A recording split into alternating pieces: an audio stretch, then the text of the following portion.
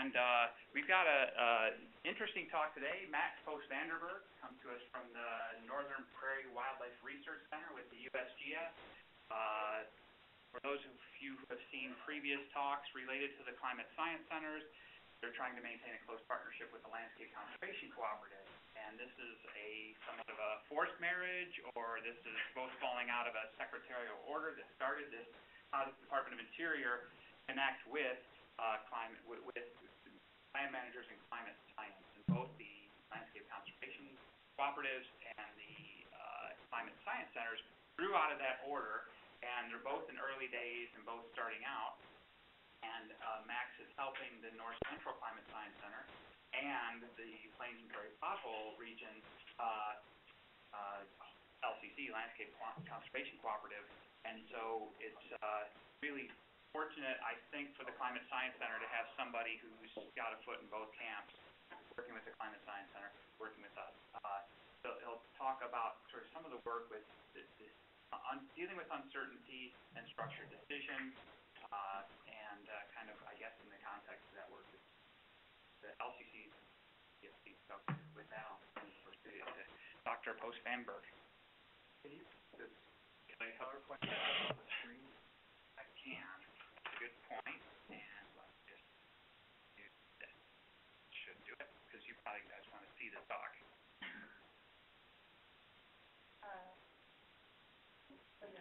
There we go. And I think that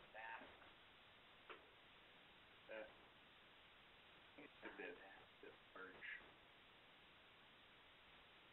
Okay. It's just the way I think that's stuck with it. Oh, it looks large? It looks like it's too big. Oh, no, actually, there. Perfect. Okay, so up and down arrows should be where you go. And, all right. Thanks. So I guess I've now been privy to two forced marriages. I was part of one, which was that the USGS has hired people to basically be technical support for the Plains and Prairie Potholes LCCs. So that's what I spent a good deal of my time doing. And then this arranged marriage between the LCCs and the Climate Center. I'm also recovering from a cold here, so if you can't hear me, speak up. You've been up since like 2 a.m., right? Traveling to us from North Dakota. From the Willywax of North Dakota. So I was told once, not so long ago, because I'm a recent non-graduate student now, that you should never open a talk with an apology. So instead of giving an apology, I'm going to give a disclaimer. So the reason why I put climate here in parenthetics is because I'm not a climate scientist. I've only worked on one other project really that had to do with climate. And so much of what I'm going to be talking about today is going to be more general in terms of just decision analysis and a couple of tools that I've, I guess, been relatively successful in using, or that I like to use these, in trying to help managers understand decision-making under uncertainty. And so I'm going to use a couple of case studies that actually don't have anything to do with climate, but I would submit that the methodology that is used has direct application to the kind of uncertainty that's generated by climate change in particular. And then talk very briefly. This is not on. Can I get you history? Oh, okay. No problem. The technical issues just will persist probably throughout the whole talk. Hey, that's no problem. You guys are informal anyway.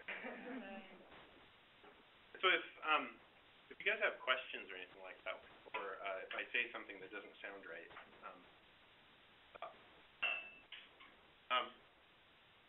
or if you see a typo. So anyway, then I'll end the talk talking a bit more about the specific project that was funded by the North Central Climate Science Center. There's a dog in here. Wow. Very informal. Now I'm comfortable. Okay. So I thought I would start this talk by talking a little bit about decision theory and decision analysis, because sometimes when I try to explain explain to people, oh yeah, you know, a lot of what I do is dealing with decision analysis, they're like, oh, what's that? I'm actually trained more as a population ecologist, but I ended up falling into more the decision analysis area because, well, it's really just another form of modeling. You're just modeling something different, and often you're using population models, at least the work I do, using population models to try to understand components of decision problems.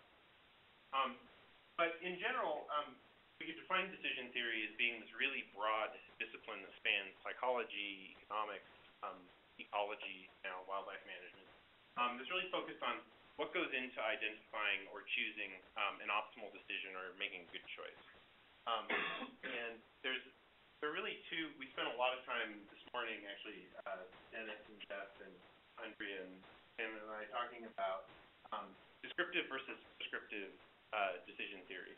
So the descriptive school is really more along the lines of what you would think of like behavioral economics or psychology. Is how do people actually make decisions? The assumption under the prescriptive school is often how do you make a rational decision or how do you make an optimal decision? So this is sort of like more the decision support, whereas this is more how do people actually make decisions? And these two things often don't jive with each other. I would argue that applying prescriptive decision analysis is a good thing. It's a good tool to use because we often don't make very good decisions. There are some people who are good intuitive decision makers, but most people aren't when it comes to fairly complex problems. Which I find. But and then of course decision analysis is just a suite of tools and analytic approaches that you might use to try to support or try to understand and predict what an optimal decision might look like. So typically the parts of a decision analysis, there are really three components. Different people break these down into different levels of detail, and there's debate about which one of these things you should really start with. But in general, you start by trying to frame the problem and trying to get a sense of what it is that the decision maker is actually trying to achieve, what their objectives are, what they can do to achieve those objectives, and then what is it that keeps them from being able to predict the impact of those alternatives on the objective, or what is it that they think they could know that would allow them to make a better decision. And again, some people start at different places here. Most of my training has forced me to think about starting with objectives and then trying to get at decisions. And maybe we can talk a little bit later if you all are interested as to why that particular model of framing a decision might be useful. But then you typically build a model, and that model is really just relating those pieces together. And then based on the outcome from that model, you can give it to a decision maker, and then they do whatever they do with it. And in most cases, you do a little bit of trying to inform them with it, and then they might act on it. In my experience, most decision makers get some insight, and then they do whatever they were going to do before you did the analysis. Bringing endorsements to the theory. Well, the insight is I think often the important thing. There are cases, there are problems that I've worked on that where the decision maker actually has taken the advice and actually taken it to the next level. And actually, one of the case studies I'm going to present is an example of where that happened. So when I was a graduate student, my exposure to decision theory was that you know, when you say in a paper, these results are statistically significant at a p-value less than 0.005, right, or 0.05%. That was sort of my exposure to decision theory. That's statistical decision theory. So, you know, you set a criterion and you make the decision that's significant, right? So ecologists have actually been using this for a long time. These methods, it turns out. So a lot of the behavioral optimization literature is actually based in decision theory, and they use a lot of the same models that we use now in, I guess, what I would say is a slightly more updated version of adaptive management, where we use things like stochastic dynamic programming, stuff like this. Back in the late 70s, when adaptive management came out, around the same time, there was a lot of work in behavioral optimization. They were all kind of using the same sorts of models. In the behavioral optimization case, they were treating the decisions as, do I forage here, or do I take this prey item or take this prey item? But that actually made people really uncomfortable, and it seemed to have kind of fallen out of vogue, and now it seems to have come back again, and now people are talking about animal personalities. So I guess I was kind of out of the loop there for a little while. But so when is decision analysis useful? I typically experience it, or I typically apply it in the cases where there is a decision that has to be made under uncertainty, and there are multiple objectives, and they're typically competing objectives.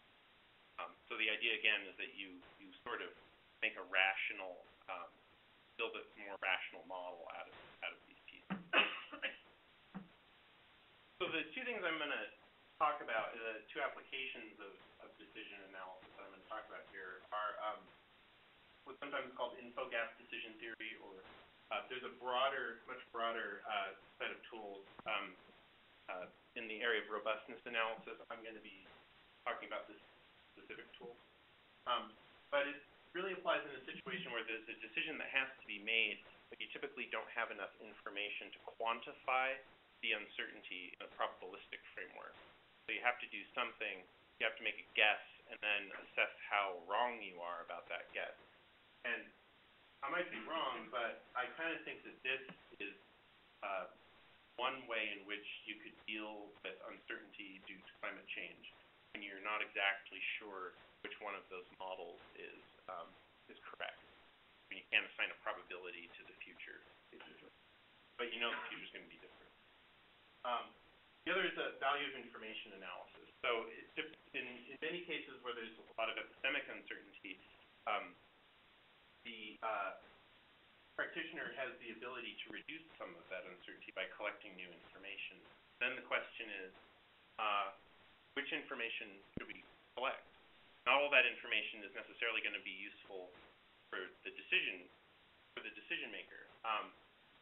So this allows you to essentially prioritize information in terms of the decision to be made. Now, that's not to say that the information isn't necessarily cool or scientifically relevant or biologically relevant. It's just not necessarily relevant to the decision that has to be made. So this information gap decision theory, it's a little bit controversial. There's a particular individual in Australia who really has who's really gunning for this, the failure of this theory, as he calls it. But the idea behind it is that we can use these models and we can predict what the optimal decisions are, but the idea is that those decisions may not perform very well if something about the future, let's say, is radically different than the period in time under which the model was built. So you build a model under these conditions, and then you project forward into the future, and something has changed about the future, and you're just way off. Your model's just wrong. The situation that I'm going to describe here is where you have a model, but you don't have any data to put into the model to make the prediction. So you have to make a guess, or you have to go to the literature and you have to borrow data. So typically the components of these analyses involve building the system model and then building a separate model to represent the uncertainty, and then establishing a performance criterion. So we had talked a little bit before about satisficing. So the idea here is that we want to choose a decision that will meet or exceed this performance criterion over a wide range of uncertainty. But this performance criterion is typically set at something lower than what you would actually really be shooting for, right? Sometimes it's called a minimum performance criterion, or it's the point below which you would call an effort a failure. I did some of my PhD work on mountain plovers. I'm sure that some of you are familiar with mountain clovers living in this region, but we built a simple matrix model to analyze a suite of decisions that a management entity wanted to make. And the only thing that we had information on was nested survival. So we could use this to partially compute fecundity. We didn't know anything about adult survival. We didn't know anything about juvenile survival. And those are really critical pieces of a matrix model. If you don't have those pieces, then the matrix model really just doesn't work anymore. It turns out that matrices have cool properties, like you can, compute eigenvalues to see how fast the population is growing. You can also take those eigenvalues and fix them and use the characteristic equation of a matrix, and you can back calculate what all the possible values are for those parameters that give you a positive growth rate or a stable growth rate. And that's actually what this figure here is plotting. So these are all the possible models that would give you a growth rate of 1. And so the idea behind this kind of decision analysis is, let's say I've got 2 decisions, and each of them causes this population to grow. So we jump up above this 1 line.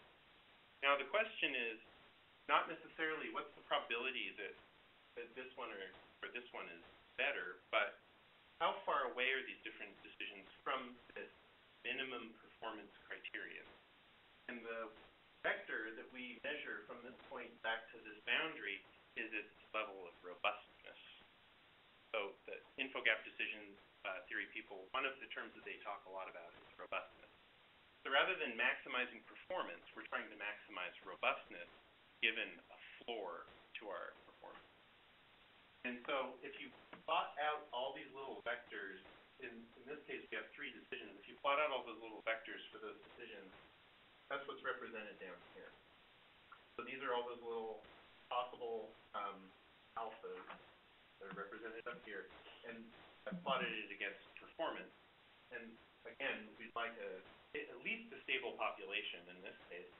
And so it turns out that the optimal decision, the one that's made under no uncertainty, is the same as the one that's made under that's made with uncertainty introduced. So in this case, this decision, we would say it's robust optimal. Very clever. But one thing that you'll notice is that as you increase robustness, it turns out there's a trade-off between performance and robustness, which actually kind of makes sense because if you're demanding more of a system, you can't necessarily expect bigger payoff. So what this is doing, sometimes where these lines intersect, you stay with the lines that are furthest to the right. This is sometimes called a Pareto optimality curve, right? It tells you what the best is you can do. You can't do any better than this without taking a hit, either in performance or taking a hit in robustness. Max, what do you mean by demand more from the system in this particular case? Well, if you demand more robustness, right? But so if you want translate that into this nest survival case. So basically, if you want a decision that's going to be a lot further away from this curve, you're going to have to take a hit in terms of performance. This curve is going to have to shift down this way. Yeah, you're explaining it to me in the statistical way. I'm asking you to explain it in a real-world setting way. So basically, you can't expect the population to grow if you want something that's going to be really robust to uncertainty, right? You're going to have a declining population, but I could at least guarantee you this. But what would this be?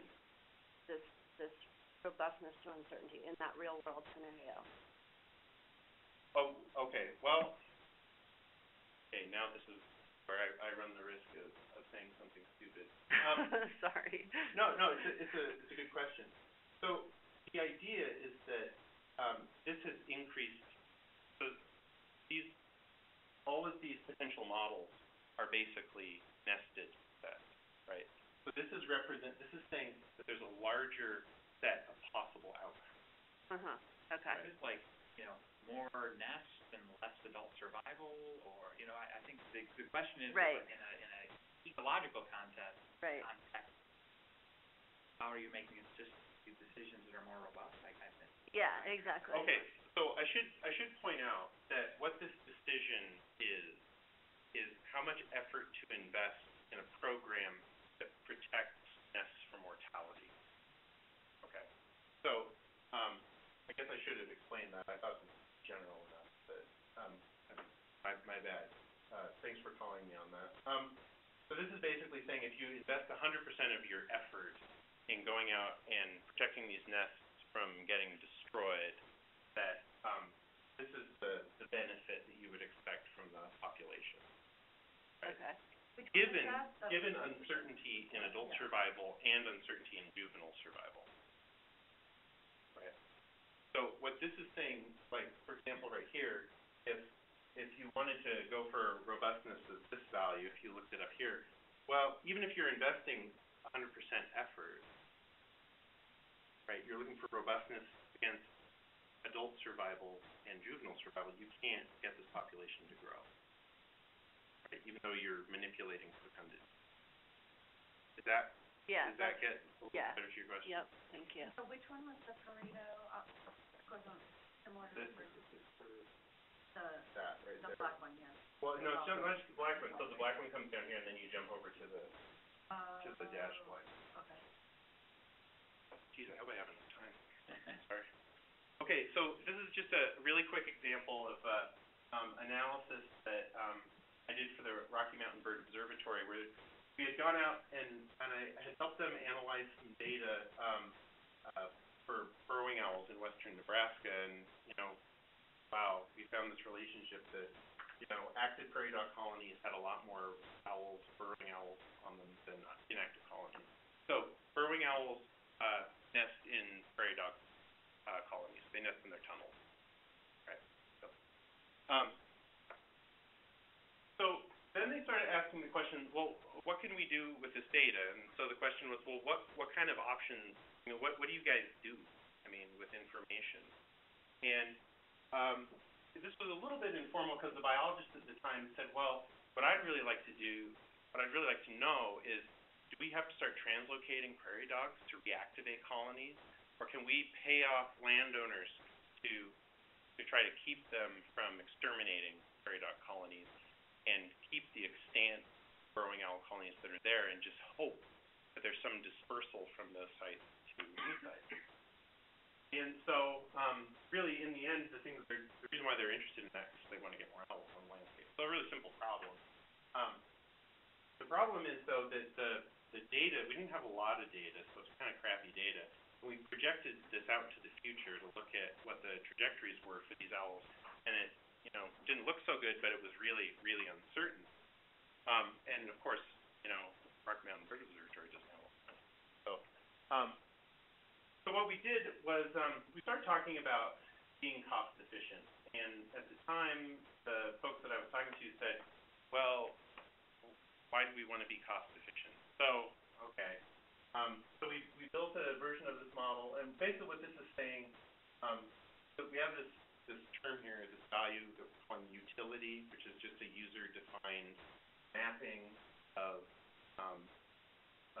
the number of owls to some benefit. So, we would put 100% or one utility value of 1, say we got 2,000 owls, but we put a utility value of 0.5 if we only got 1,000 owls, or something like that. The function was actually a little bit more complicated than that. But basically all this is saying is it worth it to take an action over not taking an action?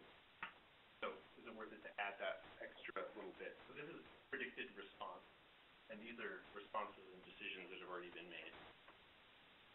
And then this is just the same function, but now we're dividing by the cost of actually taking that action. So incorporating cost efficiency. And then we've got these cost functions. And then the uncertainty model is taking the standard errors in those predictions and perturbing them by this little value alpha, right? That's that robustness parameter again. So this is a little bit different treatment of the robustness model, called an envelope bound model. But what people often say is, oh, you've got standard errors in there, so this is a probability-based model, right? Well, no, I'm just taking the value of the standard error. I'm not making any assumptions about how this is distributed at all. I'm just perturbing it by this amount, alpha. And so it turns out that if you're cost efficient, you invest less in prairie dog translocations because they're really expensive, but you do get some benefit for them. If you don't want to be cost efficient, then the optimal strategy is to invest a lot in translocations and less in incentive payments. This dotted line here is if you allocated evenly to each of those decisions. Now, one thing I'll point out is that the maximum budget that it would take to manage all the sites in the best way possible is about $500,000, which actually didn't seem like much. Again, this is a simulated problem. We have to go back and kind of rethink those cost functions. But you'll notice that this cost-efficient action sort of costs a little over $4,000, and that's just because you're going to end up spending more money if you're being cost-efficient, right? And that's kind of what's represented down here. But this is the total number of owls in thousands that you would get if you invested this much money in this combination of actions.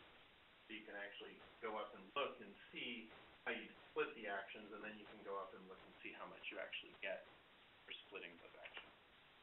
And what this shows is that, in general, the cost-efficient action, or the cost-efficient strategy, I should say, outperforms the non-cost-efficient strategy. Right? Up to a point. And then if you invest enough money in it, you can eke out just a little bit more if you drop the whole cost efficiency thing and you just spend all the money into maximizing, trying to maximize owl abundance. So keep in mind too that at about half of this maximum budget, it says that the cost efficient strategy is the best strategy.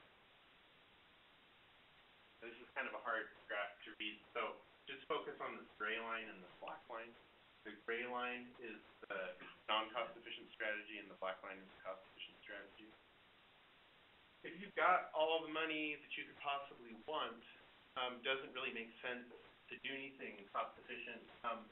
Let's say that our minimum performance criterion is 1,000. We'd be happy with $1,000.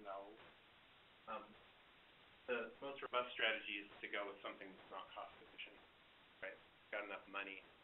And the fact is that you can potentially drive up the owl number so high that you can afford to be somewhat wrong with that decision. But here, the thing that's interesting is that if you have the budget, cut it in half, it's actually kind of a toss-up. It doesn't really seem to matter whether it's cost-efficient or non-cost-efficient. In fact, it slightly favors the cost-efficient strategy, but basically, what this is saying is it doesn't really seem to matter. It's kind of a toss-up. But if you really restrict the budget, then the most robust strategy, if you're willing to live with $1,000, is taking a cost-efficient strategy. Okay. It takes a long time to digest these curves and actually try to make sense of them. So, if you're kind of looking at it and saying, I don't know what that means, I sometimes look at it and say the same thing. Okay, so this one's actually a little bit easier to understand, a little bit easier to explain too. So, kind of established that management decisions are plagued by uncertainty, and in particular, where we usually talk about this uncertainty is in terms of epistemic uncertainty. And the idea is that, at least in theory, epistemic uncertainty is reducible through research or monitoring or collecting more data. And the idea behind value of information analysis is not all that uncertainty is important to the decision. So one way of thinking about information is to look at what's called the expected value of perfect information. And this sometimes, this idea that the information is perfect sometimes gives people a little bit of heartburn, and they kind of say, oh, well, information is never perfect. I'm not even going to do that analysis. real point behind it is to show what would happen if you could resolve all the uncertainty. So it's kind of like a sensitivity analysis for a decision model. But there are versions of this where you can actually incorporate the quality of the data, so what's called sampling information. I'm not going to talk about that here because that's a whole other ball of wax. But basically what the idea here is that the best decision under uncertainty subtracted from the best decision if you could resolve the uncertainty perfectly is the expected value of perfect distribution. Yes. Is he saying how epistemic uncertainty is different from other kinds of uncertainty? What kind of uncertainty are we talking about? Well, epistemic uncertainty would be talking about uncertainty in terms of knowledge. So, for example, what? Pardon? Facts, empirical facts. Yes, or we're very much like in the other problems. Often we're lacking data. Things like that. Another type of uncertainty, just to contrast that, would be something like linguistic uncertainty, where you've got vague statements and it's really unsure that the precision of the statements is doubted. Is U in this equation still utility, or is it now uncertainty? It is utility. It doesn't have to be utility. So in the traditional, at least in my mind, what I've seen traditional given the first time I saw this, is that it's usually not utility, it's money. So what this value is actually telling you is how much money would it cost for you to resolve the uncertainty. But you can, theoretically, this doesn't have to be utility. It could be any performance measure. Utility is just a user-defined performance measure. Mm-hmm. Yeah, you could put anything in there. I think. But as far as I know, I mean, I've done these sorts of calculations with like abundance estimates, for example, or with survival rates. And then there's this expected value of partial information. So if you've got a bunch of models and they explain the way that the system behaves in different ways, and you want to ask the question, well, what would happen if I were to resolve one model and leave all the other ones uncertain? Would I gain anything by just resolving that one model? Then, of course, you would do that analysis for all of the models, and then you could essentially prioritize which one of those models is most important. So if you really buy into the decision theoretic school of adaptive management, this would be the way that you might go about prioritizing which models actually go into that set of models that ends up getting updated when you collect data. AMS are what? I should know. Oh. A is the action, and S is the model. So in this case, we're just looking at a single model. And in this case, we're looking at the model, the focal model that you're wanting to resolve, and the complement to all of the other models.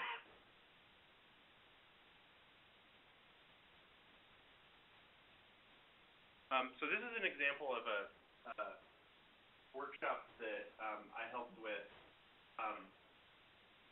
It involves managing New England cottontails. Now, New England cottontails are, I find them, I hope there aren't like any rabbit enthusiasts in here.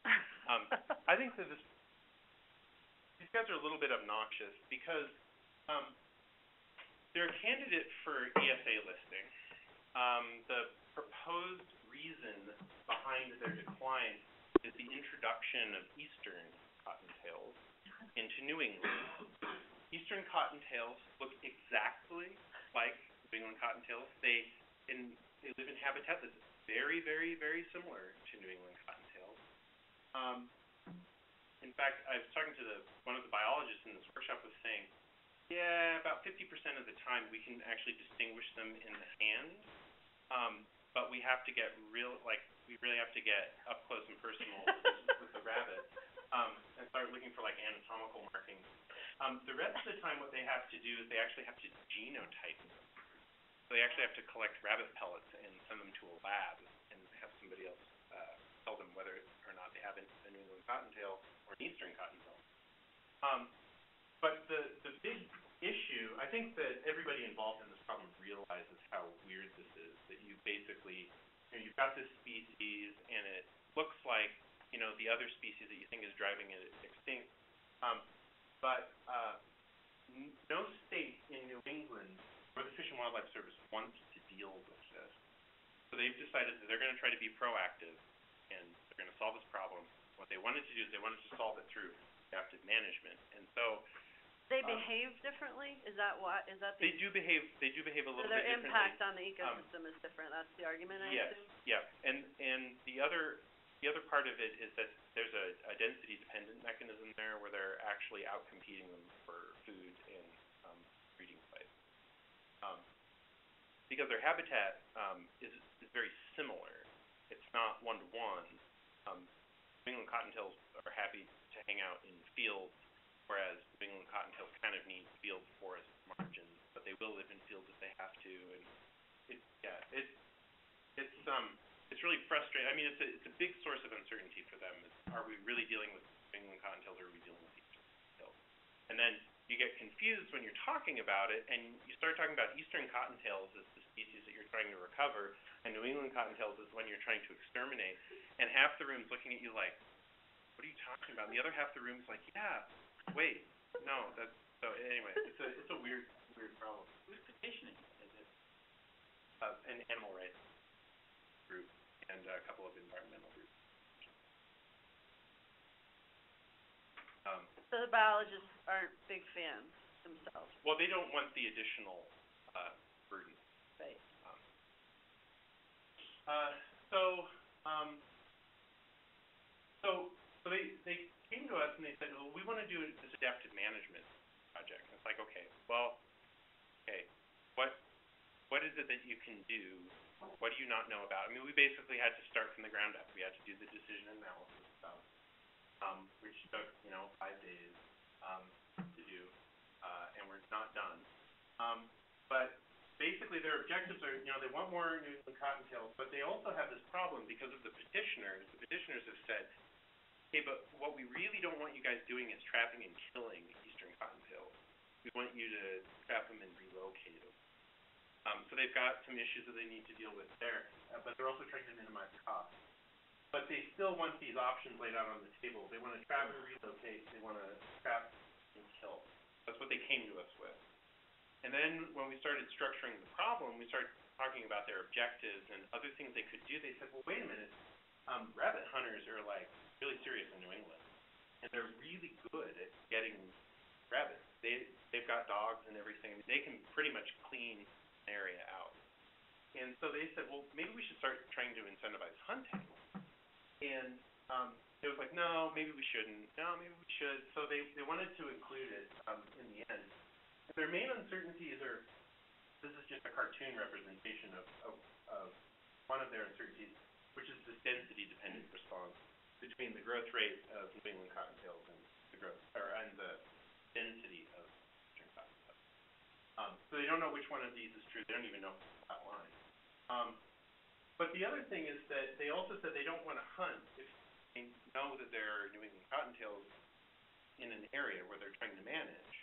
But they don't know if there are New England cottontails there until after they've gone through this process of genotyping all these rabbit pellets, and they're also not exactly sure 100% how effective their management is. So we built a bunch of scenarios, actually 8 of them, where we mixed different density-dependent effects and occupancy status of the focal management unit and all this other stuff. And we assessed the performance of each of those either pre-decisions on in terms of managing that population, meeting the socially acceptable criteria and all of that stuff, conditional on the model state. So what we ended up finding out, I'll say that models 1 through 4 have mixed effects in there, but the one thing that they all have in common is that we're assuming that the patch is unoccupied by New England cottontails. It's all eastern cottontails. I beg your pardon, other way around. These are all occupied. I didn't switch around that. These are all occupied. These are assuming that the patch is unoccupied. And what you'll see is that the higher values for utility all sort of seem to cluster around that occupancy status. So if it's unoccupied, you ought to trap and kill because it's really effective and it's fairly cheap. But if it's unoccupied, hunt it. That's really, really cheap. In fact, you can't find enough people, or you've got too many people. You have to end up turning people away to go in there and hunt these guys. So if we made, if we assumed that each of these models was equally likely to be true, then the best decision would be to trap and kill. If instead we look at what the best decision would be under each model, assuming that we knew that that model was true, then we would get this level of performance, and it's driven by hunting. Okay. And the expected value of partial information is about 0.13, which for somebody who's done a lot of these things, that's a lot of improvement in the value of information. Sometimes it's more than this, but for this little kind of cartoony model, this is actually a pretty large chunk of information. That would be the expected improvement in performance that you would get if you knew a patch was occupied or not. So what we came away from with this was that we weren't exactly sure how to incorporate that into an adaptive management program.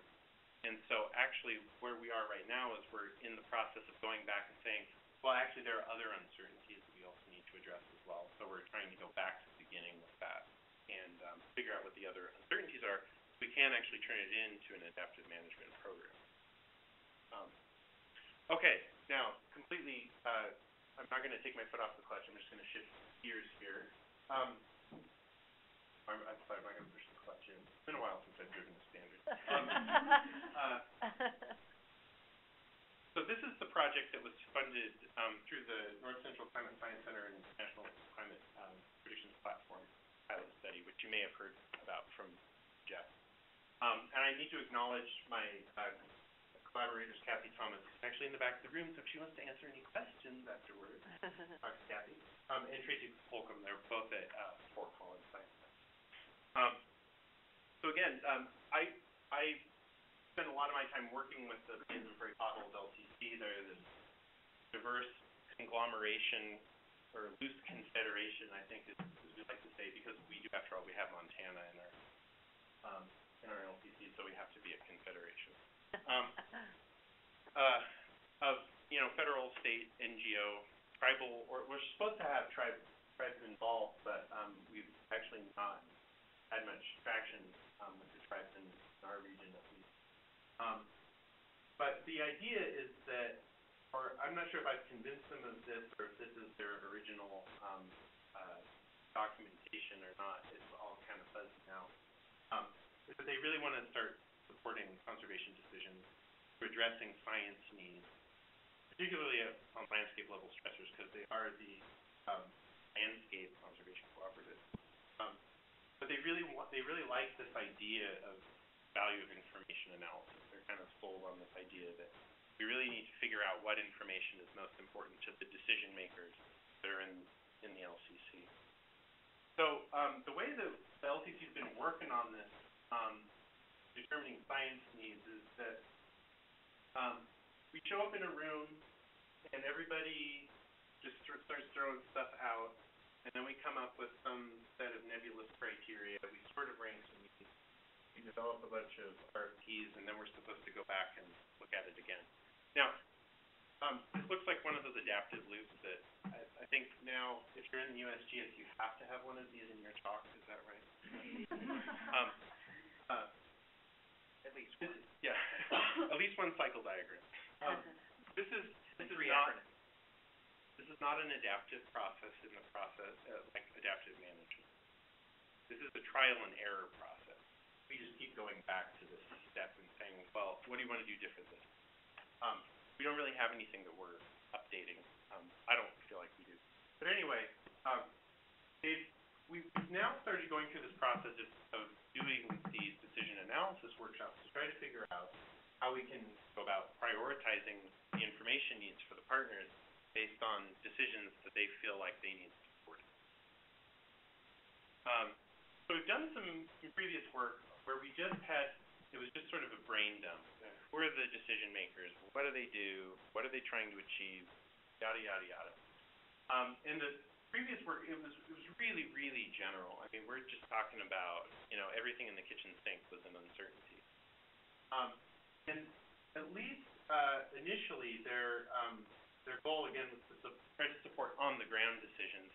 We're now starting to rethink that. And maybe on-the-ground decisions aren't really what we necessarily support. Maybe we need to support more a hierarchical structure of decisions that have to do with like middle management decisions, like how do we allocate money, and then how do those things trickle down into supporting on-the-ground decisions.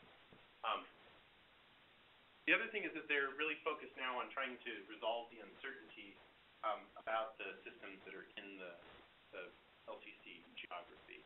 And they're now sold on this idea that this really needs to be done through a quantitative assessment rather than just having a bunch of people in a room throwing, just writing all over the whiteboards about what they think is important. So thus far we've had, that actually turned out a lot worse than I thought it was going to. So we had this 3-day workshop back in September with the technical committee. So our LCC is broken into two pieces. We have a technical committee and a steering committee. We sat down with the technical committee and we said, all right, so of all the things that you said were important, all the weird, uncertainties that you want to try to resolve, what is one that we can choose that spans the whole partnership? And they said, in invasive species, we need to know how to better manage invasive species, and we need to talk about what the uncertainties are surrounding invasive species. Okay, that was great. So we got this plan. So we got them to commit that we would be talking about how do we manage, say, a specific species. So let's just get really focused on this. The first time, that would be the first time, at least my LCC has focused on something. We showed up at the workshop and they said, well, actually, that's not really the nature of the decision that we make. The nature of the decision that we make is that we're faced with all of these different species coming at us kind of all at the same time. And, we can't really say much about the field level stuff because, the members of this group, we're not out in the field so much. What we can talk about, though, is how do we allocate resources to managing a whole bunch of species. So after, spinning our wheels for about, 3 days, the length of the workshop, we ended up with this. So this is called an influence diagram. I guess because I put a decision state in here, it's a Bayesian belief network decision model. I don't actually typically work with these things, but the reason why I like them is because they're easy to draw with a group. And then you can get more technical later on and build a cooler model. But basically, what their objectives are with this is that they want to minimize the number of invasive species that are infesting sites that they manage, so that they can maximize the number of native and trust species that they actually are charged with managing. Now we got into this argument, or I shouldn't say argument, the discussion about whether or not this is really their fundamental objective for this problem, or whether it's a higher level objective that has to do with a bunch of other decisions or whatever. But they're also kind of worried about, if they invest in a particular strategy that they think is going to maximize their trust species, their responsibilities, is the public going to freak out because they're not out driving around spraying weeds here and there and there and not being very effective, but they're being really visible, and people like to see them being active and visible on the landscape. And they really feel like this is a trade-off that they have to make. And of course, like everybody, they want to do this cheaply. So, unfortunately, this is as far as we got. But the thing that, the reason why this project has anything to do with the Climate Science Center is that one of the things that the LCC is charged with is coming up with a way to help inform its partners about how to manage under climate change, expansion of urbanization, all these sort of landscape scale stressors. And in talks that I've had with Jeff and Dennis and with Andrea, it's actually really hard for our partnership to come forward and say, well, here's what we need to know, and here's what we want you guys to help us with in terms of linking climate information or climate change information with the kinds of decisions we make, because we don't really know what those uncertainties are. Okay? And we don't really even know how they fit in the kinds of management decisions that partners in the LCC make. So the impetus behind this was to start looking at these large-scale landscape stressors. So, for example, they're really convinced that agricultural policy, and they're right, drives much of the dynamics within this region. Most of this region is privately owned. So agricultural policy and landowner behavior, so whether or not landowners are invested in also helping to control invasive species, is a big source of uncertainty. And they don't really know how those things are linked with making better decisions. So this is just kind of like a first try at trying to make those established links. The other thing is that they think that weather and its influence on drought probability drives much of the effectiveness behind their invasive species program. So during drought periods, they claim it's much, much, much easier to eradicate a species than it is during a wet period. Now, we also had invasive species experts in the room who said, well, sometimes. There are other times when that's not necessarily the case. So right there, another source of uncertainty. So in terms of moving this forward, I should say that this is kind of where we left it in terms of that workshop and trying to figure out where those uncertainties lie. But in terms of the climate, they acknowledge that yes, climate change is a problem. We're not exactly sure how to represent that, though, in this model. And that's where working with the North Central Climate Science Center and working with NCPP, with this project, I'm hoping that there's some link that can be made there, at least between the LCC and the North Central Climate Science Center, in terms of figuring out, well, how do we represent that?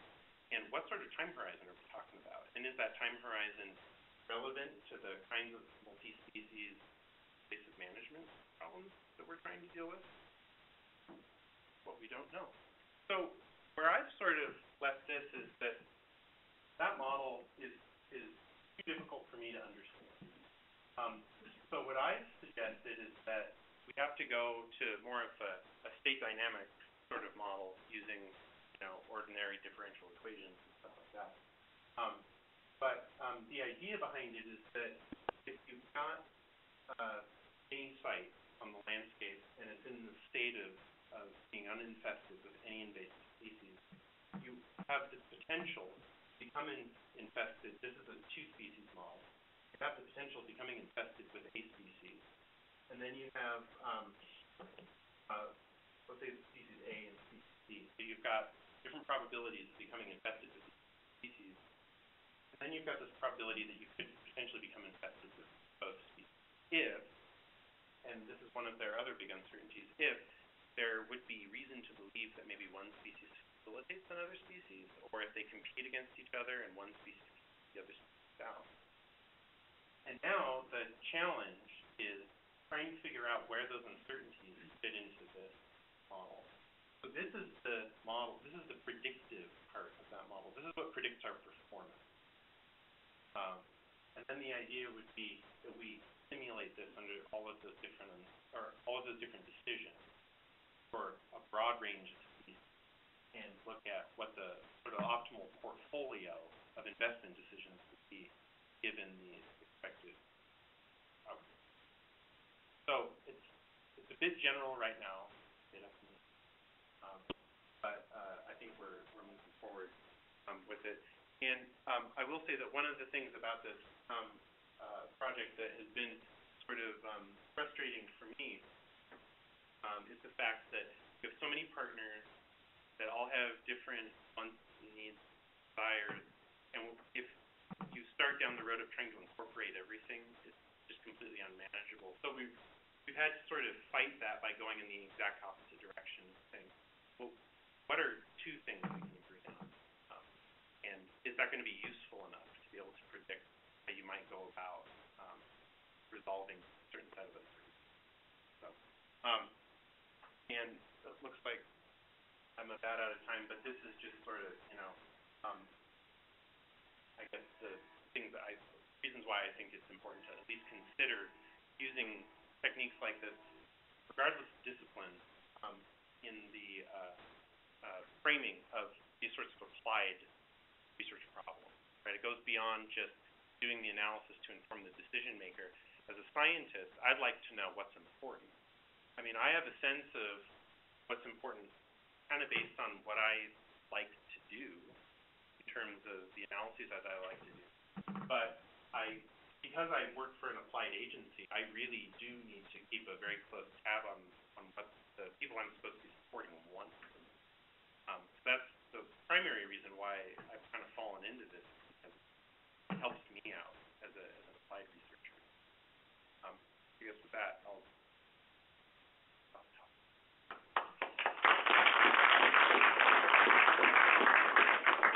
Some people have to go at 12 or might have someplace to run, so you can, but let's take one or two questions if people have them. I'm curious about how you define the robustness. You don't have a specific objective. So you're talking about looking at maximum for your objective.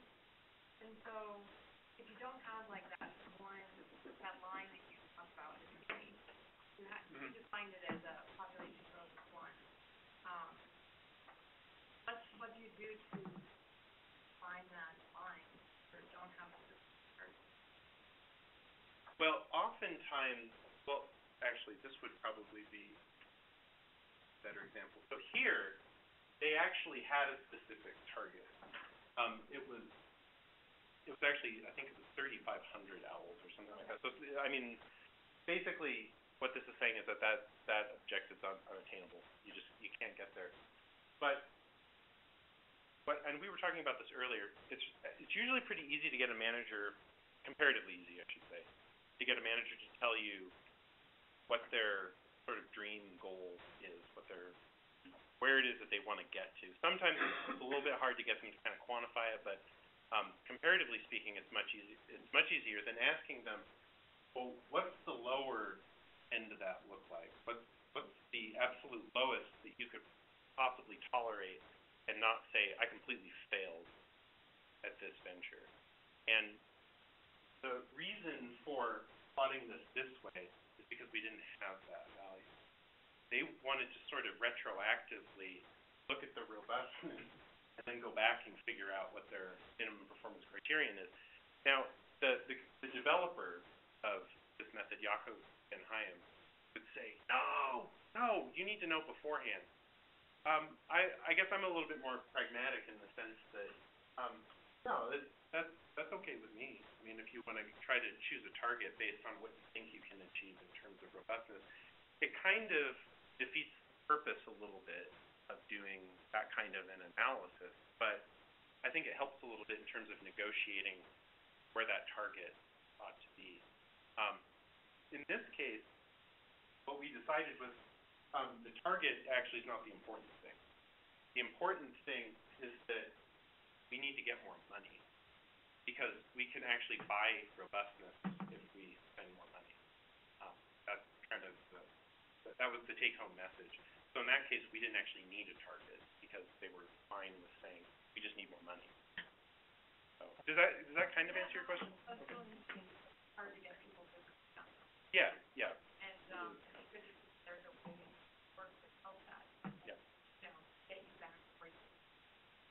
And it kind of depends on the problem too. So if you've got somebody who's, so for example, the new push with the Fish and Wildlife Service now is, I'm not sure how much of this is actually publicly distributable, is the idea of having a group of species, of like priority species, that everybody sort of agrees on is really, really important, what the targets are.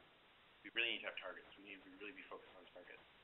And without any discussion of why those targets make sense or why you would want one target for one species or one target for another species. So you can get people who are really super focused on targets, and those people are usually easy to work with. They know what their targets are. I would say that you probably don't have to